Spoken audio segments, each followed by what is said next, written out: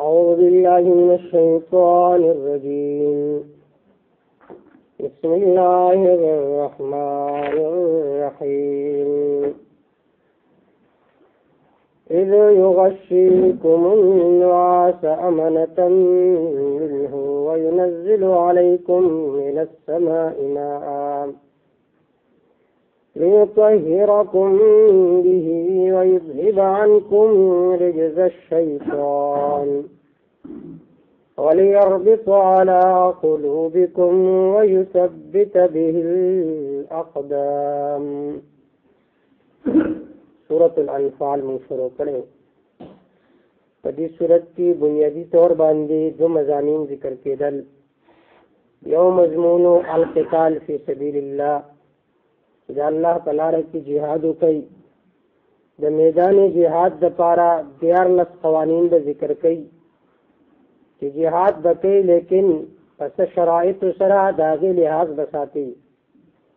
دیمه مسئله وا الانفال لله، چې د مال غنیمت د تقسیم اختیار د واضح الله لره.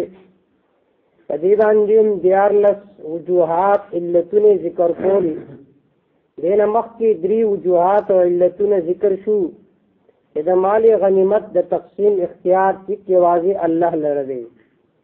اذ یغشیکم النعاس امنة من، د دې زینا سلورم وجه سلورم علت ذکر کړي چې د مال غنیمت د تقسیم اختیار د واضح الله لره. واقعا داوا چې کله صحابه کرام رضوان الله تعالی علیهم اجمعین مقام د بدر تور رسیدل. بدر دا د یوزي نوم دی، اصل کې یو سړیو د هغه لقب بدر، هغه دلته کوې تنستلیو د دې په بنا باندې دی زیل نوم کې خوده شو میدان بدر. نو صحابه کرام رضوان الله تعالی علیهم اجمعین چې کوم ځای تلاړ دا غینه مخکې کفارو یو ځای قبضه کړو چې الته خټوا مضبوط ځایو.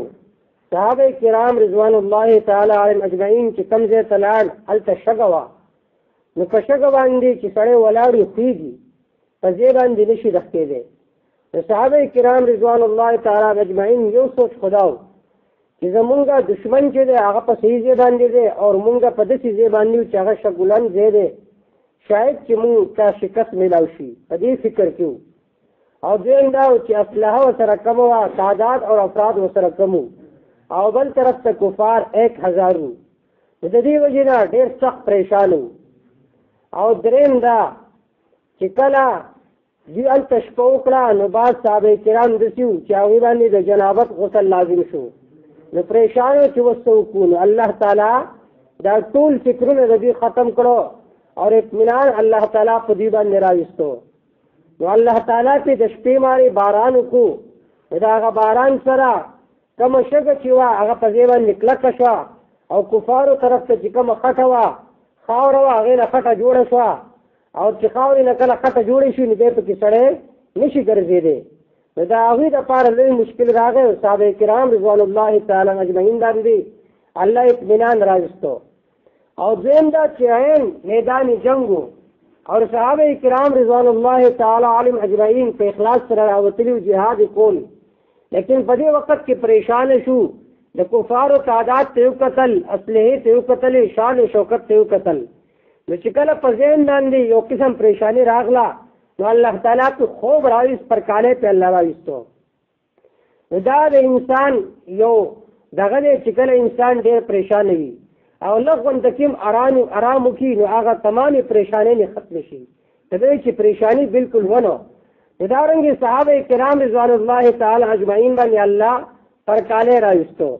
توري وسره پلاس کې او د لاس دې توري ارتاوي شي. دغه حالت کې پر کاله پراغه دې ته ویلې شي نواز خدا پر کاله په وری الله راوست امانت منه د پاره د اطمینان د خپل طرف نه چې په دې باندې اطمینان راشي. نو دې تاسو کې ویلې شي سکینه چې مخامخ دشمن ولاړ هغه سره پلاس کې تور ده. په دې وخت کې تاوین پر کاله راغې دا د الله تعالی طرف نه اطمینان او سکینه ده. اور بعض خلک داسې وي چې د الله کلام تناس وي مانځه تناس او پر کاله پی راځي سر داسې کې او داسې کې نه دا اصل کې د شیطان د طرف نه دی. دې ته سکینه نشي ویلې. سکینه دې ته ویل شي چې مخامخ دشمن دی او کله چې انسان باندې د مرګ یره وي نو دې سړی له خوب موم نه ورځي که راځي بالکل نه ورځي. اوس ګوره مخامخ دشمن دی او سره لاس توره ده او تا باندې پرکالی راغی نو دې ته ویلی شي عین ایمان کمال ایمان. او موږ باندې پرکالی کله راځي چې بالکل موږ ښه مزیدار ناست یو الله کلام ویلی کېږي په دې ټایم کې وده کېږو پاڅېږو او که څوک ورته وایي ولې امیر صاحب وده کېدی ما باندې پرکالی راکړه دا د الله تعالی طرف نه سکینه ده. دا سکینه نه ده دې ته ویلی شي لم شیطاني دا د شیطان له طرف نه یو وسوسه ده په تا باندې. نو دې ته ویلی شي پرکالی الله په صحابو باندې راویستلی خو مخامخ دشمن ولاړ دی جنگ کوي لیکن الله پې دا پرکالی راویست دپاره د اطمینان. اذ یغشیکم النعاس امنة منهم هر کله چې پټ کړی الله تاسو النعاسا په پرکالي سره امنة منه دپاره د اطمینان د خپل طرف نه. پرکالی د منې دې دپاره راویست چې تاسو په جسم کې کم ستړیتوب دی هغه ختم شي. وينزل عليكم من السماء ماء اول حالت ذکر کو د میدانی جهاد چې عین صحابه کرام په میدانی جهاد کې دي الله په پرکالی راویستو د پاره د اطمینان. وينزل عليكم من السماء ماء او راولېږ الله په تاسو باندې من السماء د برنا ماء اوبو ليطهركم به د دې لپاره چې پاک کړي الله تاسو به په دې اوبو سره. که د جنابت غسل لازم شوي نو په دې سره به پاک شئ. او دویمه وجه دا ده ويذهب عنكم رجز الشیطان لرې کړي الله د تاسو نه پلیت د شیطان وسوسه د شیطانو د شیطان وسوسه دا وه چې ستاسو کوم ځای دی دا خو دې کې خوشګي دي تاسو به جنګ ونه کړی شئ. نو الله تعالی باران راویست د دې لپاره چې دا ځای مضبوط شي. او اصل وجه دا ده وليربط على قلوبكم د دې لپاره چې پټۍ ولګي الله ستاسو په زړونو باندې. چې کله په زړه باندې پټۍ ولګي دا د صبر کله چې په زړه باندې پټۍ ولګي دا د کمال ایمان. ويثبت به الأقدام او دې لپاره چې مضبوط کړي په دې سره قدمونه ستاسو. ربط قلب دې ته ویلی شي چې انسان د ایمان داسې درجې ته ورسي چې د الله نه ما سوا هر څه هغه ته هېڅ نه ښکارېږي. اصحاب کهف په باره کې الله تعالی فرمایي وربطنا على قلوبهم اذ قاموا پټۍ ولګولې مونږه په زړونو د دوی باندې اذ قاموا هر کله چې دوی ورګېدو.